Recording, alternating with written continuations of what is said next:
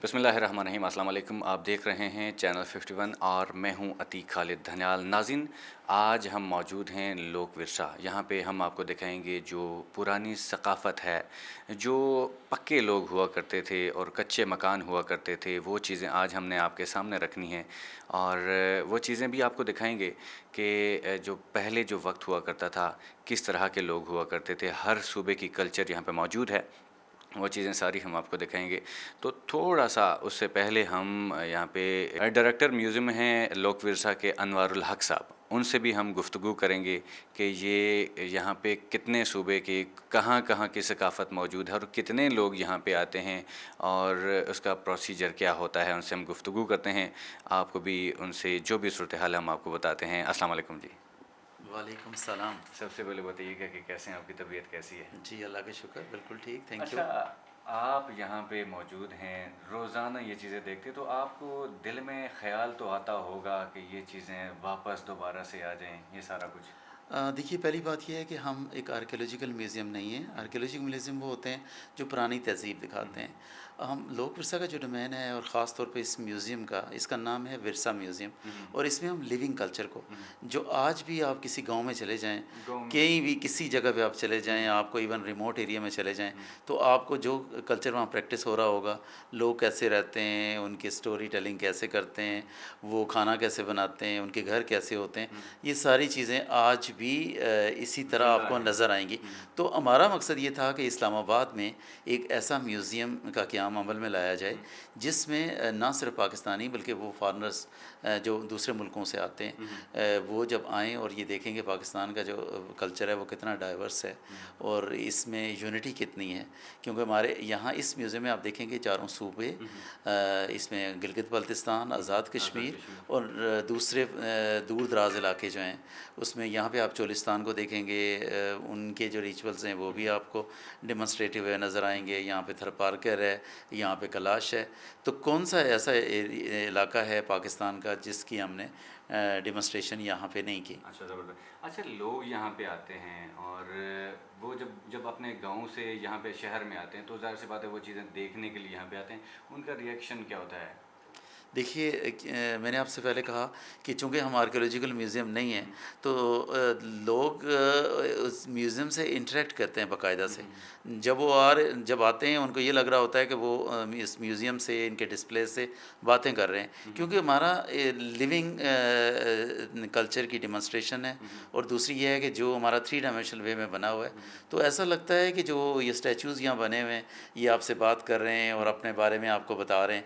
फिर इसके अलावा हमने विजुअल जो हम दिखा रहे हुँ, होते हैं, हर डिस्प्ले के ऊपर फ़र्ज़ करेंगे चोलिस्तान का डिस्प्ले है, तो उसकी पूरी एक कल्चर डॉक्यूमेंट्री सही। साथ दिखा रहे होते हैं। तो इसलिए मेरा नहीं ख़्याल है कोई किसी भी ऐसे पाकिस्तान के बंदे को, बाहर के तो ज़ाहिर है होंगे, हुँ, लेकिन पाकिस्तानियों को ये लग रहा होगा कि पूरे पाकिस्तान का हमने विज़िट किया हुँ, हुँ। है। जैसे ही वो विरसा म्यूज़ियम जो में आएँगे। अच्छा, जो नई-नई चीज़ आपको मिलती है, वो आप यहाँ पे प्रोवाइड कर देते हैं, आवाम के लिए छोड़ देते हैं, बना देते हैं? बिल्कुल, देखिए ये एक ऑनगोइंग प्रोसेस है, हुँ, ये ग्रेजुअल है। देखें, हमने जो भी म्यूज़ियम बनाया उसमें कम्युनिटी के साथ मिलके, अगर मैंने बलूचिस्तान के किसी डिस्प्ले की बात करूँ, आपने देखा होगा हज़ार की डिस्प्ले यहाँ पे है, हुँ, जो बलूचिस्तान में कुछ लोग रहते हैं, हुँ, हुँ, उनका है, तो हमने उनकी कम्युनिटी के साथ मिल के हुँ, ये रिसर्च बेस्ड सारा काम हुआ है। तो ये साथ-साथ चलता रहता है। अगर फ़र्ज़ करें कोई हमें इंडिकेट करता है कि इसमें मज़ीद इम्प्रूवमेंट की ज़रूरत है, तो हम वो इम्प्रूवमेंट करते हैं। अच्छा, और ज़बरदस्त। यही इंटरेस्टिंग पॉइंट होता है एक विज़िटर के लिए, कि वो हुँ। आप के देखे कि जी क्या उसमें नई चीज़ क्या आई है। अच्छा, म्यूज़ियम में रोज़ाना कितनी तादाद में लोग यहाँ पे आते होते हैं? कोई इसमें आप एंट्री वगैरह होती है? कोई आपको पता चलता रहता है कि रोज़ाना कितनी तादाद में लोग यहाँ पे आते हैं? जी देखिए, मैं आपको बताऊँ, ये सबसे लार्जेस्ट म्यूज़ियम है, हुँ, जो हुँ। लोग जिसको विज़िट करते हैं। हमारी जो पर मंथ इसकी रेशो है, टर्नओवर है, वो 1 लाख के करीब 1 है। लाख पर मंथ इसमें लोग लोक हैं। विरसा के 2 म्यूज़ियम्स हुँ, हैं। हुँ, एक म्यूज़ियम है विरसा म्यूज़ियम, जिस हुँ, पे आप अभी डॉक्यूमेंट्री कर रहे हुँ, हैं, हुँ, और दूसरा है पाकिस्तान मॉन्यूमेंट म्यूज़ियम, हुँ, जिसमें फ्रीडम मूवमेंट और तहरीक आज़ादी के हवाले से डिस्प्ले हैं। अगर दोनों म्यूज़ियम का हम डाटा आपको दें तो पर मंथ जो है वो 1 लाख के करीब इसके विजिटर्स हैं, और ये सबसे ज़्यादा किसी भी म्यूज़ियम का रेशो है। की कितनी तादाद होती है वो बीच में मिला के आप बता नहीं, रहे मैं हैं? सबका मिला के आपको मिला बता रहा के हूँ, यानी कि इसमें फॉरेनर्स भी हैं, इसमें जनरल पब्लिक भी है, इसमें डेलीगेशन जो हमारे पास आते हैं वो भी हैं, इसमें यूथ हैं और इसमें स्टूडेंट्स हैं। पूरे मुल्क से लोग आते हैं यहाँ पे। और फिर फॉरेन डेलीगेशन, इसमें फॉरेन ऑफिस की हम लिस्ट पे हैं, इसमें आर्म फोर्सेस के जितने हेडक्वार्टर्स हैं उनकी जो डेलीगेशंस आते हैं उनकी लिस्ट में हैं, तो फॉरेनर्स भी इसमें शामिल हैं।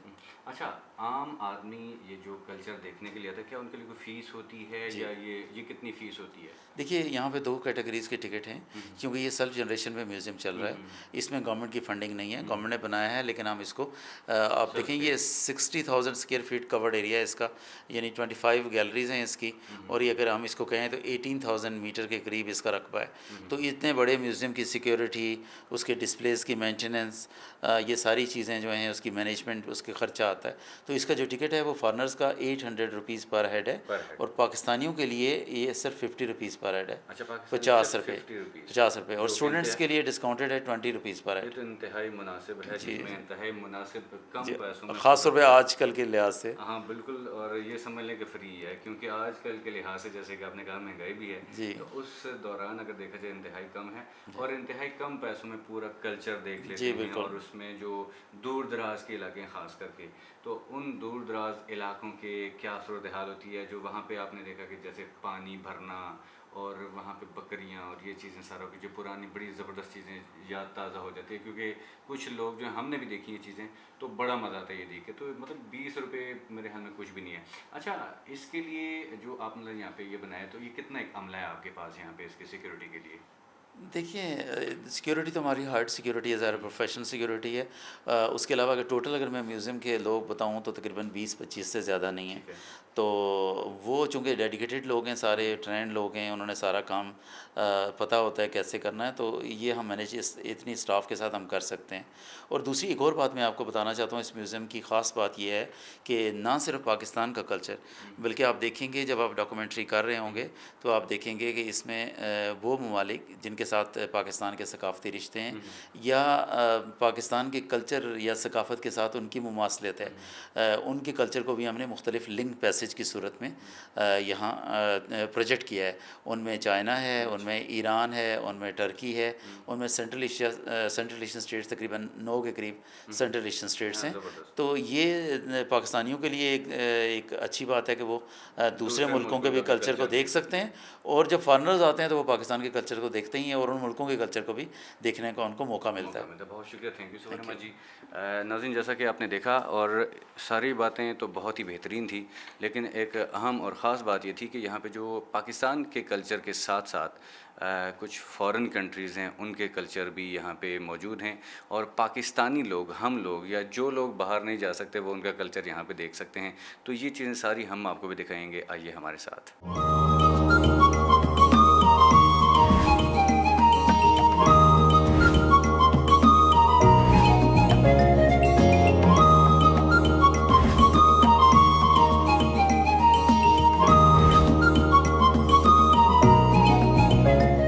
नाज़रीन, अभी हम आपको दिखाएंगे मोहनजोदड़ो की जो सकाफ़त है। आप देख सकते हैं कि ये जो ईंट है, ये जो हमारा कैमरामैन आपको दिखाएगा, ये ईंट, ये पत्थर नहीं है, ये ईंट है, उस वक्त तैयार की गई ईंट है, और अभी भी यानी कि वो जो दीवार पीछे आप देख सकते हैं वो अभी भी मौजूद है मोहनजोदड़ो में। वो पिछली दीवार जो है वो अभी भी मोहनजोदड़ो में मौजूद है। और ये मतलब ये कि हम जो कहते हैं कि पत्थर का कल्चर, तो उस वक्त पत्थर था, लेकिन ये कि ज़्यादातर ईंट भी ये बनी हुई थी, और ईंट से ये चीज़ें घर तैयार किए जाते हैं। ये पुरानी ईंट आप देख सकते हैं, यही वाली ईंट है।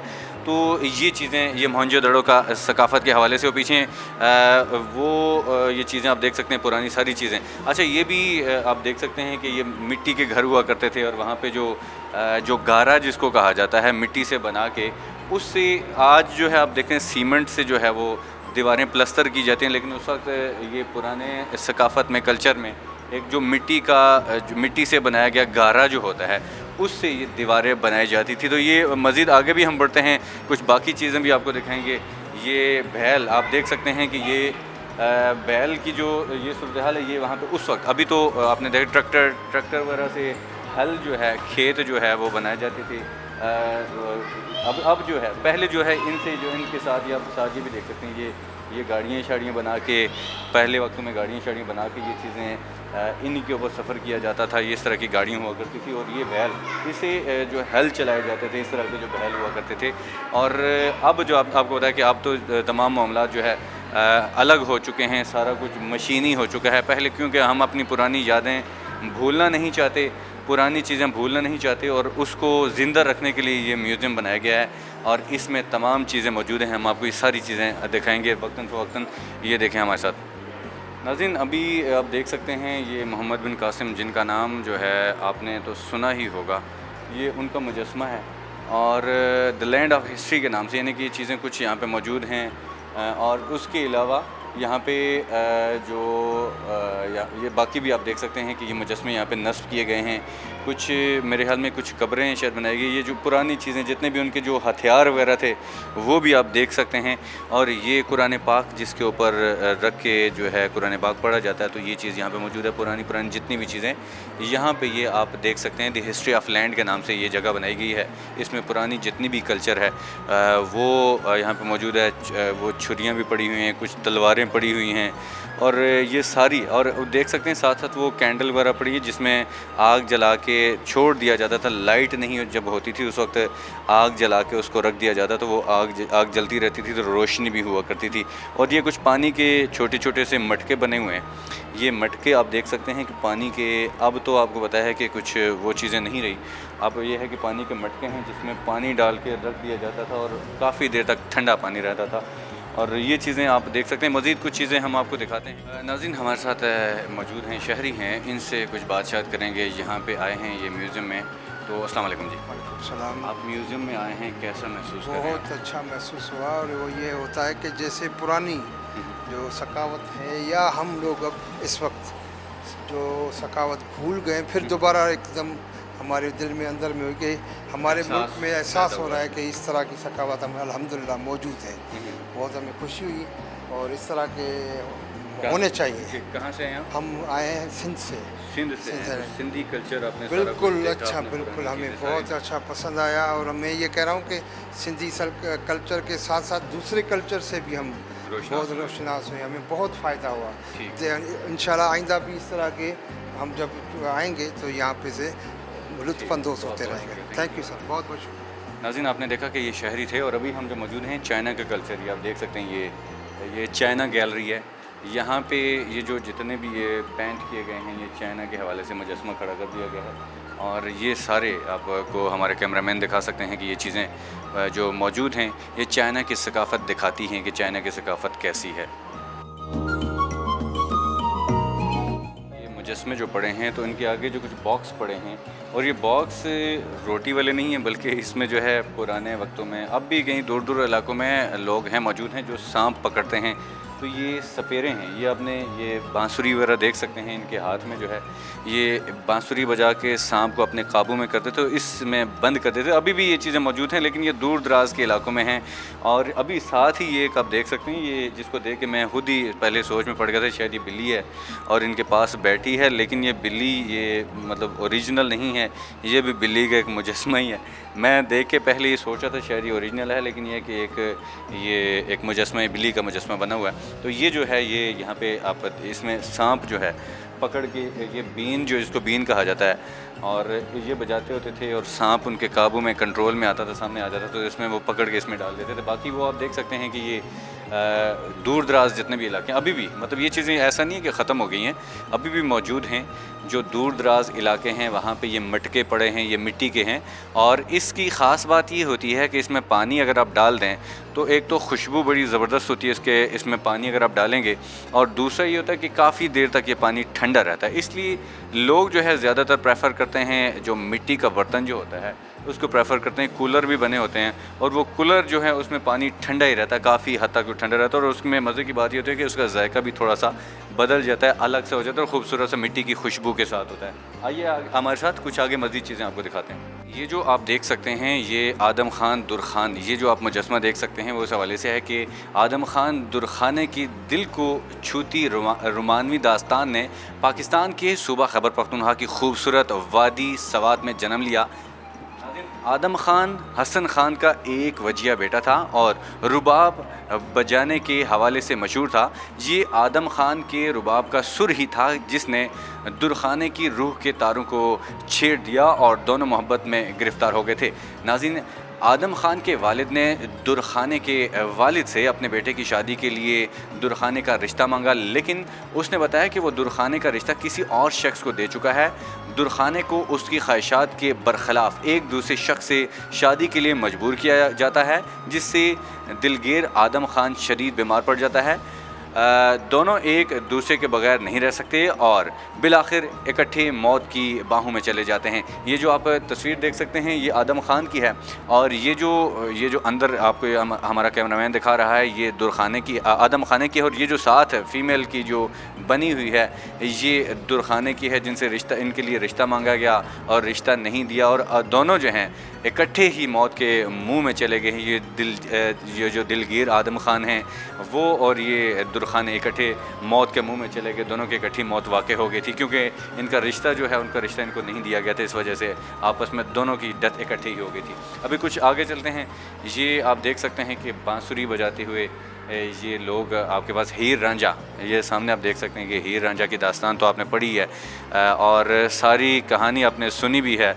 जो हीर जो थी, हीर के साथ रांझा प्यार करता था, वो उनके घर में जाता है और उसके बाद आपने उसके प्यार में मोहब्बत में मुब्तला हो जाता है। फिर उसका शादी करवाने के लिए उसके जो अपने ही होते हैं उसके अपने ही उनको आपस में मिलने नहीं देते, दोनों को अलग कर देते होते हैं। तो ये हीर रांझा की कहानी मतलब बहुत ही मशहूर कहानी है जो आपने बिल्कुल देखी भी होगी, सुनी भी होगी। आजकल तो है, आप देख सकते हैं कि एक फिल्माइज़ कर दिया गया है इनको, ये जितनी भी स्टोरीज़ हैं उनको फ़िल्मों की शक्ल दे दी गई है और फ़िल्मों की सूरत में आप ये सारी कहानियाँ देख सकते हैं। ये हीर रांझा की तो मतलब बिल्कुल ऐसी है, मशहूर है। आप जैसे ही सोशल मीडिया पर जाते हैं तो तमाम सूरत हाल और तमाम कहानियाँ जो होती हैं ये आपके सामने आ जाती होती हैं। आगे बढ़ते हैं जी। ढोला मारो, ये ढोला मारो सूफियों की सरजमीन में जन्म लेने वाली रूह को छूती एक रोमानवी दास्तान है जी। ढोला और मारू की शादी उनके वालिदैन की मंशा के मुताबिक बचपन में ही कर दी गई थी, लेकिन वो अपने अपने ख़ानदानों के साथ दूर दराज मुकीम थे। जब ढोला के वालिद वफ़ात पा जाते हैं, ढोला अपने बचपन की इस शादी को यकसर भूल जाता है। मारू जो जवान होने तक अपने वालिदैन के साथ रह रही थी, ढोला के साथ रहने के लिए तैयार थी, लेकिन ढोला ने एक और औरत से शादी कर ली क्योंकि उसे मारू याद नहीं थी। जब मारू के वालिदैन ने ढोला को मारू को ले जाने के लिए पैगामात भेजे, उनकी पहली बीवी ने तमाम पैगामात छुपा दिए थे। जैसे ही ढोला को अपनी बचपन की खूबसूरत बीवी के बारे में इल्म हुआ, वो अपने जादुई ऊँट पर सवार होकर उसे मिलने गया। उसकी चुड़ैल बीवी ने उसे रोकने के लिए ऊँट की दुम काटने की कोशिश की, लेकिन ढोला ने अपनी तलवार से उस दुम के टुकड़े कर दिए। पुराने वक्तों के लोग आज भी ये ख्याल करते हैं कि यही वजह है कि ऊँटों की दुम छोटी है। ढोला मारू से मिलता है और वो दोनों ढोला के ऊँट पर बैठकर ढोला के घर आ जाते हैं और हंसी खुशी अपनी ज़िंदगी गुजारने लगते हैं। तो ये जो तस्वीर आप देख सकते हैं ढोला और मारू की तस्वीर है जो सारी सूरत हाल मैंने आपके सामने रखी है।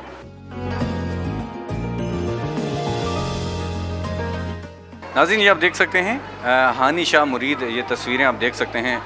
हानी शाह मुरीद बलोची लोक गीतों का महबूब नगमा है। कबीले का सरदार मीर चाकर और मुरीद गहरे दोस्त थे।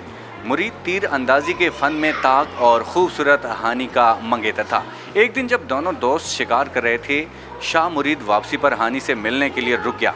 मीर चाकर पहली ही नज़र में हानी की खूबसूरती और जहानत से मुतासिर होकर उसकी मोहब्बत में गिरफ़्तार हो गया।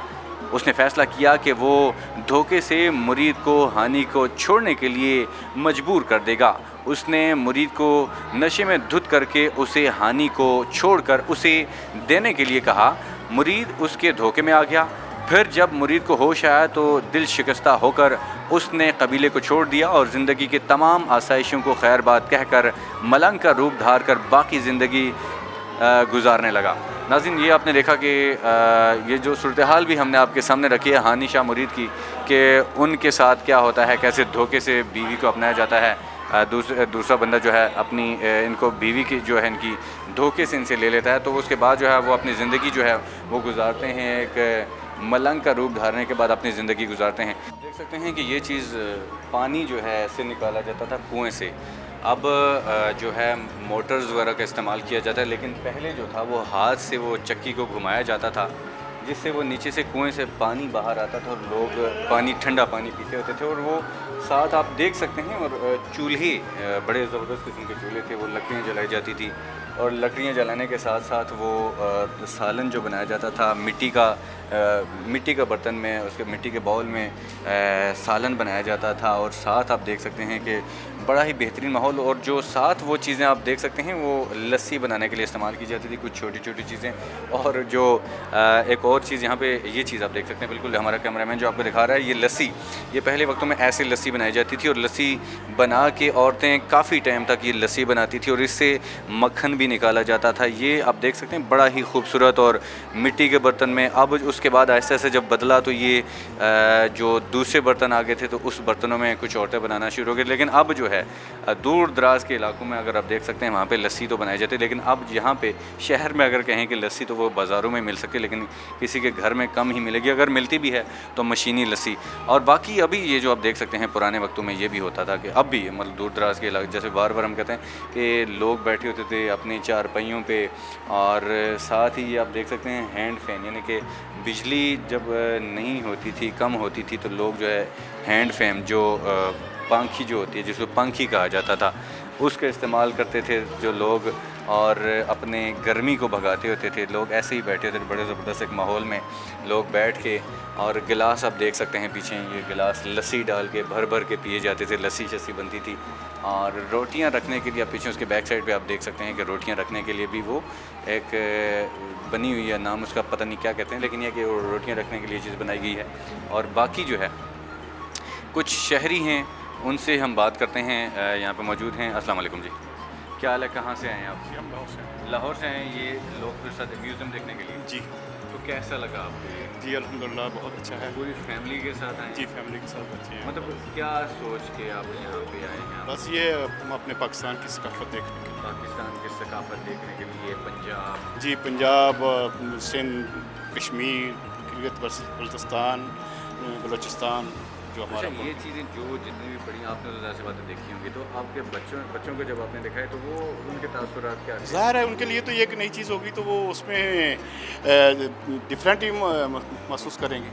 जी ठीक है, बहुत शुक्रिया, thank you so very much. अच्छा नाज़रीन, ये आप देख सकते हैं कि पंजाब का रिवायती लोक थिएटर, इसमें मतलब ये छोटे से ड्रम हुआ करते थे, ड्रम के ऊपर बजा के और लोगों के दिल जीते जाते हैं। यहाँ पे म्यूज़िक अभी हम थोड़े पहले भी आप देख सकते थे, हमने एक वीडियो भी आप शुरू में देखी होगी जिसमें लोग बैठे होते हैं और वो गाना गा रहे हो, तो ये साथ चिमटा जो है आरिफ लोहार साहब के हाथ में अक्सर आपने देखा होगा चिमटा, और वो इसको बजाते हैं, साथ ही बजा के जो गीत गाया जाता है और साथ बड़े सुर निकाले जाते हैं। ये ढोल है, और ढोल बजा के आप देख, अब भी जो है ना शादियों में इन चीज़ों का इस्तेमाल किया जाता है, और बहुत बड़ी तादाद में अभी भी है। मतलब ये चीज़ें ख़त्म नहीं है, लेकिन ये कि ये चीज़ें पंजाब की एक सकाफ़त में आता है। ये बिल्कुल एक चीज़ अभी जो हमारा कैमरामैन आपको दिखा रहा है, ये है गैस सिलेंडर। इसमें जब भी बिजली चली जाती थी तो इसमें एक गैस होती थी, या तो मिट्टी का तेल डाल के इसको एक यहाँ पे आप देख सकते हैं, थोड़ा सा नज़दीक करके अगर आप दिखाएंगे तो ये यहाँ पे इसको कोई चीज़ ऐसी लगाती जिसको आग लगाते होते तो एक बल्ब की तरह रोशनी देना शुरू हो जाती थी। तो ये गैस, या मेरे ख्याल में उसमें मिट्टी का तेल पड़ता था, बिल्कुल मिट्टी का तेल डाल के इसको जलाया जाता, तो ये बल्ब की तरह ही रोशनी देता होता है। ये एक सिलेंडर नुमा एक हमारे सामने है। बिल्कुल यहाँ पे कुछ हम आपको दिखाएंगे को ईरान की जो सकाफ़त है, क्योंकि पाकिस्तान के साथ साथ अभी ईरान की सकाफ़त भी आपके सामने रखते हैं, कुछ आपको दिखाते हैं कि जो, क्योंकि पाकिस्तान से हट के भी यहाँ पे कुछ चीज़ें दूसरे जो इस्लामिक ममालिक हैं उनकी सकाफ़त भी यहाँ पे आप देख सकते हैं जितने भी ये चीज़ें हैं ईरान की सकाफ़त में आती हैं, ये सारी चीज़ें ये आप देख सकते हैं कि यहाँ पे क्योंकि लोग जो हैं, जो अगर पाकिस्तानी हैं तो पाकिस्तानी लोग यहाँ पे आके ईरान की और दूसरे जो मुसलमान मुल्क हैं और उनकी सकाफ़तें भी देख सकते हैं, और बाकी जो है जो दूसरे शहर से, दूसरे मुल्कों से आने वाले लोग वो पाकिस्तान की सकाफ़त देख सकते हैं। नाज़रीन, ये आप देख सकते हैं जैसा कि लिखा हो भी है, हुंज़ा के बुरुश क़बाइल एक कबीला है, उसकी सकाफ़त यहाँ पे दिखाई जा रही है कि ये जैसे दीवार, पहले हम आपको दिखाएं अगर तो दीवार ये मिट्टी से बनी हुई है, बजाय इसके कि इसको सीमेंट और रेत बजरी का इस्तेमाल नहीं है, इसमें मिट्टी से बना के एक खूबसूरत आप घोड़े की गर्दन देख सकते हैं। इसका ये मतलब नहीं कि ये गर्दन लगाई हुई है, इसका मतलब ये होता है कि घोड़ा दूसरी साइड पे होता है और इस साइड पे घोड़े का घास जो है वो डाल दिया जाता है ताकि उसको पाँव मार के ख़राब ना करे और सिर्फ उसको खा सके। और साथ छोटी सी बकरी जो है, बकरी भी आप देख सकते हैं माशाल्लाह खूबसूरत सी बकरी बना दी। ये जो हुंज़ा का बुरुश क़बाइल है उसके ये सकाफ़त आपके सामने आप देख सकते हैं इसको।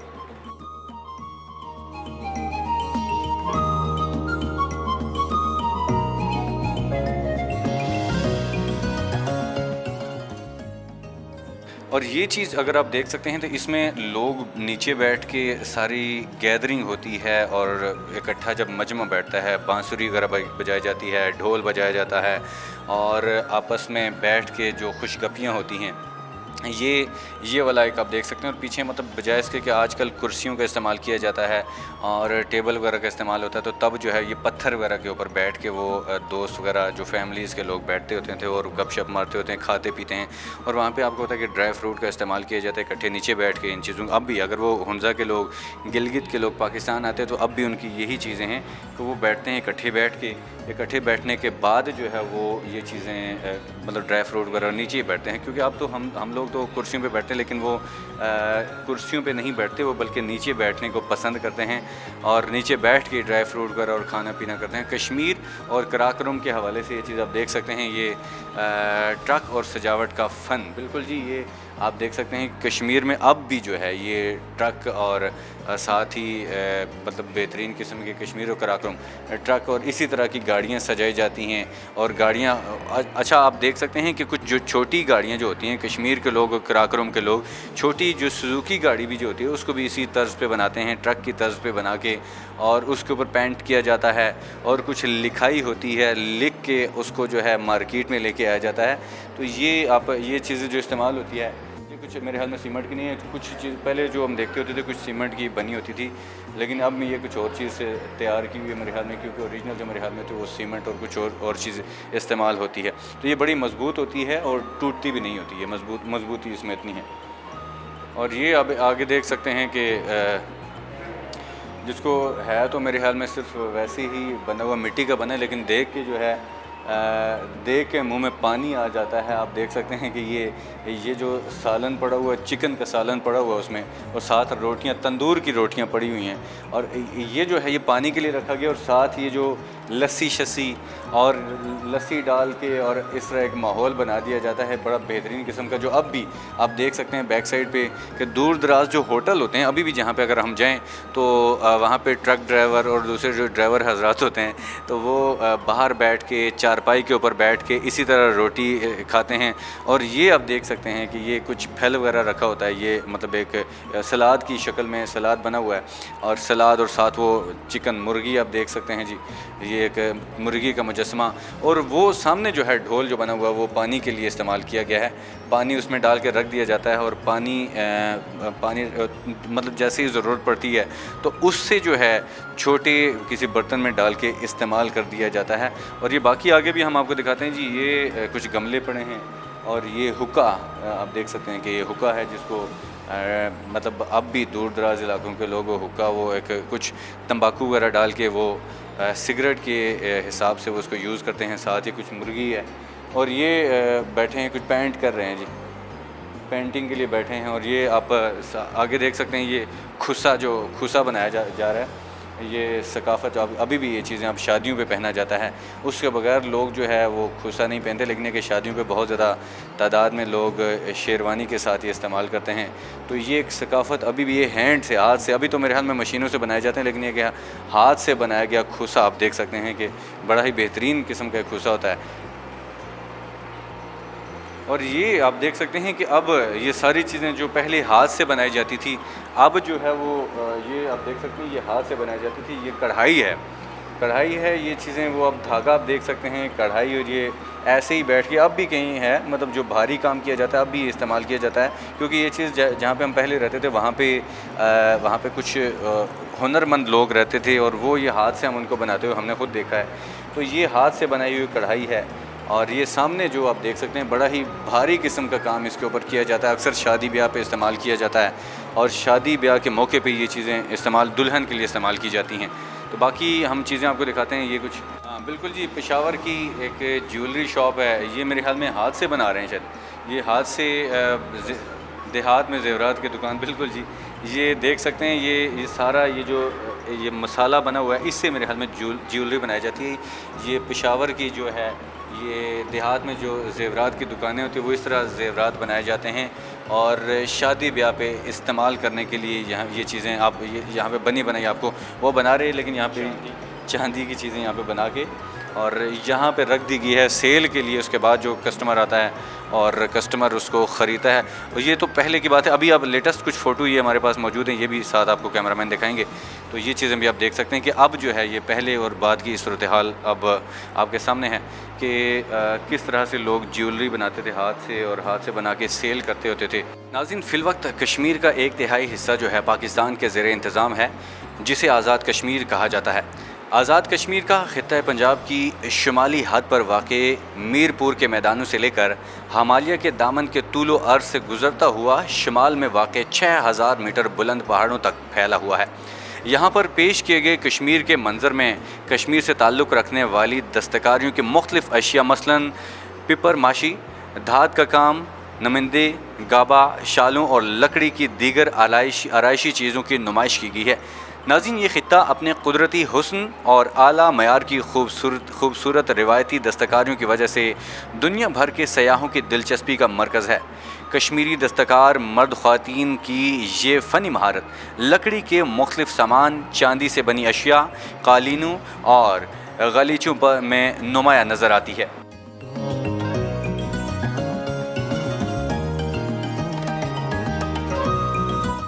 नाज़रीन, यहाँ पे आप देख सकते हैं कि मोहनजोदड़ो की खुदा से दरियाफ्त शुदा मौसीकी का आला बुरेंदो, ये एक आला दरियाफ्त हुआ था जो एक मुजस्मे की शक्ल में और यहाँ पे रख दिया गया है। कुछ आप देख सकते हैं कि ये ईंटें जो हैं, ईंटें अभी भी यही इस्तेमाल होती हैं और वो उनके हाथ में जो है वो एक आला बुरेंदो के नाम से है। ये जो है इसमें फूंक मारते हैं तो कुछ आवाज़ पैदा होती है। क्योंकि अभी इसके बाद हमने जितनी भी आपको चीज़ें दिखानी है मौसीकी के हवाले से, तो ये मौसीकी की ये भी आप देख सकते हैं सारी, हमारा कैमरामैन आपको दिखाएंगे सारी चीज़ें जितनी भी हैं, हम आपको साथ साथ बताते जाएंगे।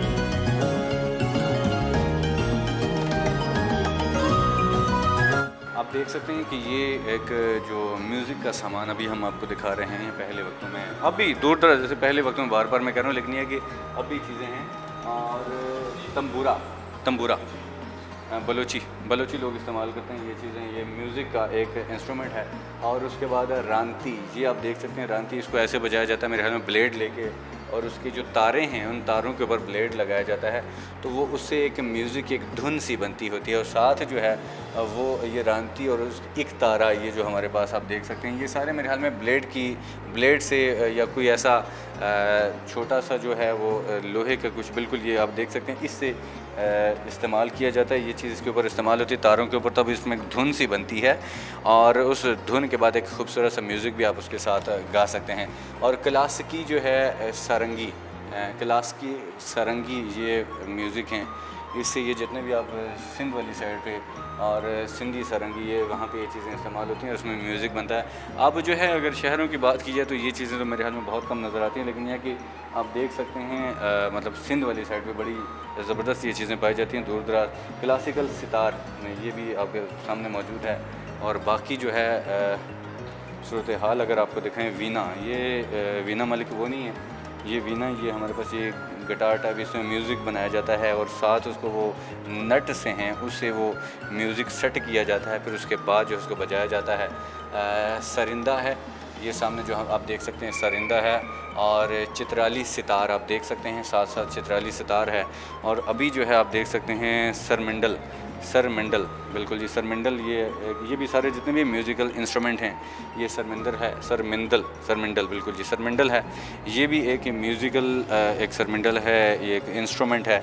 इसके ऊपर भी एक आला सा होता है छोटा सा, उससे बजाया जाता है, इससे आवाज़ पैदा होती है।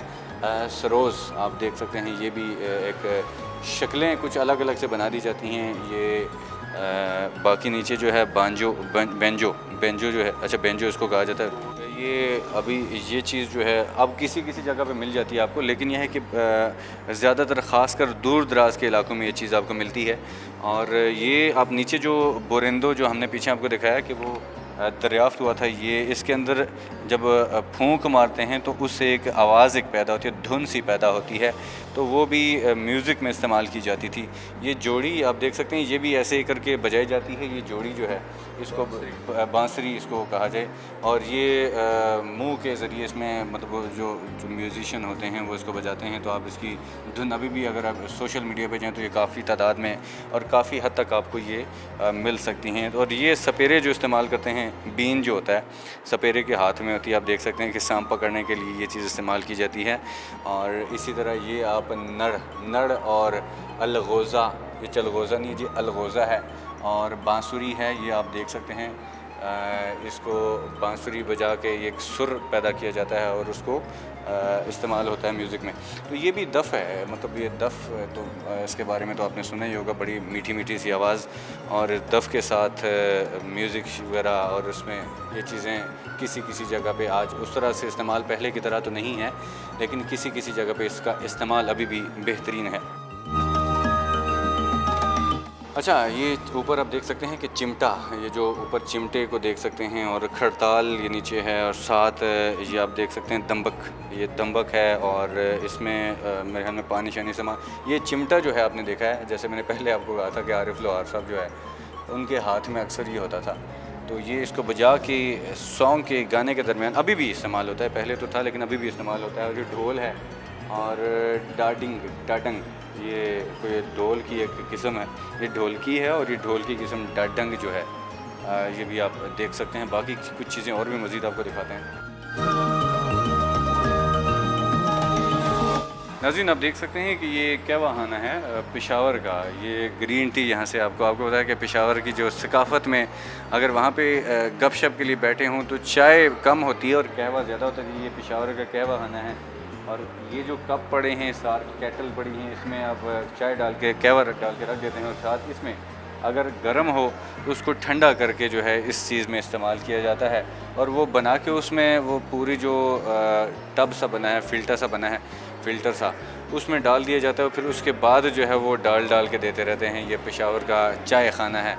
वो आगे आप देख सकते हैं कि वो चाय सर्व करने के लिए जा रहे हैं भाई साहब, जो आगे गेस्ट बैठे होते हैं, वो गेस्ट एरिया होता है, उनको चाय जाके दी जाती है, और बड़े एक बेहतरीन किस्म का माहौल बना दिया जाता है, और ज़बरदस्त किस्म का एक माहौल आप देख सकते हैं इधर। नाज़रीन, ये आप देख सकते हैं कि ये ऊँट हैं, और रेशम लाने वाले, बिल्कुल ये ऊपर लिखा हुआ है। और ये पहले जो है काफ़िले ऊँट के ज़रिए जाते होते थे, और जहाँ पे ये ऊँट के ज़रिए काफ़िले जाते थे, वहाँ पे अब जो है सी पैक बन रहा है, ठीक है। तो अब वहाँ पे ये है कि ये काफ़िले इस सूरत में घोड़ों के ऊपर और ऊँट के ऊपर लेके सामान वगैरह एक शहर से एक जगह से दूसरी जगह लेके जाया जाता था। लेकिन अब जो है वहाँ पे कुछ लोग, मतलब ये है कि आप देखते होते हैं कि अभी भी कुछ चीज़ें मौजूद हैं कि कुछ लोग ऊँट के ऊपर सवार होते हैं, कुछ लोग पैदल चलते हैं, फिर जब वो थक जाते हैं फिर वो बैठ जाते हैं, फिर दूसरे उसको ऊँट को चलाते हैं। तो ये एक सिलसिला चलता रहता होता था। तो अब जो है वहाँ पे सी पैक जहाँ पे बन रहा है, गवादर वाली साइड आप देख सकते हैं, तो ये वो सकाफ़त, पहले वाली सकाफ़त आपको दिखाई। तो बाकी ये कपड़े का काम जो किया हुआ, ये भी उसी साइड की सकाफ़त है। नाज़रीन, जैसा कि आपने देखा कि हम यहाँ पे मौजूद थे लोक विरसा म्यूज़ियम में, और यहाँ पे आपको हमने जो सकाफ़त थी, जितने भी हमारे सूबे हैं, चारों सूबे हैं, उसके अलावा गिलगित बल्तिस्तान, कश्मीर और ईरान, और उसके अलावा चाइना, और बाकी आपको हमने सकाफ़त दिखाई, पाकिस्तान से बाहर के जो मुल्क हैं उनकी भी सकाफ़त हमने आपको दिखाई। तो ये जितने भी आपने देखा कि पुरानी जितनी भी कल्चर है वो हमने आपके सामने रखा। और अब भी दूर दराज इलाकों में अब भी ये चीज़ें आपको मिल जाती होती हैं, ऐसा नहीं कि बिल्कुल ख़त्म नहीं हुआ। दूर दूर से लोग यहाँ पे आए, आपने देखा कि यहाँ पे एंजॉय करने के लिए, पुरानी चीज़ें देखने के लिए। ख़ास तौर पे कई लोग ऐसे भी मिले हैं जहाँ पे वो बोलना नहीं चाहते थे, लेकिन वो कहते हैं कि इन चीज़ों को देख के हमारे जो है आँखों में पानी आ जाता है, क्योंकि पहले वक्तों में बड़ी ज़बरदस्त चीज़ें पाई जाती होती थी। लोग हाथ से चीज़ें बनाते थे और घर की चीज़ें बना के खाया पिया करते थे। आज वो चीज़ें लोग जो है, क्योंकि जैसी आसानियाँ पैदा होती हैं, कुछ मशीनरी अगर आती है, मशीनरी को देख के जो है ना हाथ से काम करना छोड़ देते होते हैं। तो ये चीज़ें अब भी यहाँ पे म्यूज़ियम में मतलब अभी भी अगर बहुत सी चीज़ें शायद हमसे रह गई हूँ, लेकिन हमने कोशिश की है कि ज़्यादा से ज़्यादा इस प्रोग्राम में हम शामिल करें चीज़ें। तो अभी अब जितना हो सका हमने कोशिश की मैक्सिमम। आज के लिए इतना ही, इंशाल्लाह कोशिश करें कि अगली वीडियो में कुछ बेहतरीन और भी चीज़ें इसमें शामिल करेंगे। आज के लिए इतना ही, अगली वीडियो में हाज़िर होंगे। कैमरामैन फ्रांसिस के साथ अतीक खालिद धनियाल को दीजिएगा इजाज़त। अल्लाह हाफ़िज़।